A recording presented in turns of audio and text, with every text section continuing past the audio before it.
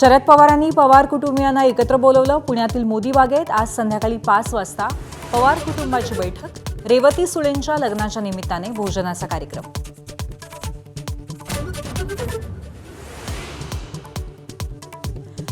अजित पवारांच्या विमान अपघातासंदर्भात अधिक माहिती घेण्यासाठी रोहित पवार सीआयडी कार्यालयात, तर कार्यालयात एक जबाबदार अधिकारी नसल्यानं रिकाम्या खुर्च्यांवर निवेदन ठेवून रोहित पवार माघारी. 1 मे पासून कारवाई सुरू. मराठीसाठी 15 ऑगस्टपर्यंत मुदत. परिवहन मंत्री प्रताप सरनाईक यांची घोषणा. रिक्षा टॅक्सी चालकांना मराठी शिकावंच लागेल, सरनाईकांनी बजावलं.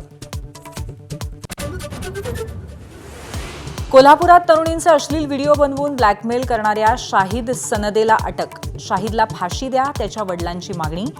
पुलाची शिरोळी गावामध्ये हिंदुत्ववादी संघटनांचा मोर्चा. मीरा रोडमधील चाकू हल्ला प्रकरणाची एटीएसकडनं चौकशी. आरोपीकडे आढळलेल्या चिठ्ठीत आयसिस, जिहाद, गाझा शब्दांचा उल्लेख, तर धर्म विचारून हल्ला केल्याचा जखमींचा जबाब. सोलापुरात आधुनिक गारमेंट पार्क तयार करणार. मुख्यमंत्री देवेंद्र फडणवीसांची घोषणा. तर पंढरपूर कॉरिडॉरचा दुकानदारांनाच फायदा होणार, फडणवीसांची माहिती. बुलढाण्यात प्रकाशक प्रशांत तांबी पोलिसांच्या ताब्यात, तर आमदार संजय गायकवाडांविरोधात डाव्या पक्षांचं आंदोलन. आंदोलकांची पोलिसांकडनं धरपकड.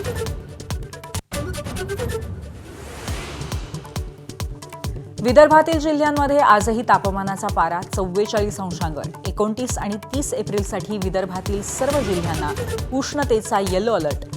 वाढत्या तापमानामुळे उष्माघाताच्या रुग्णांमध्येही वाढ. एबीपी माझा, उघडा डोळे बघा नीट.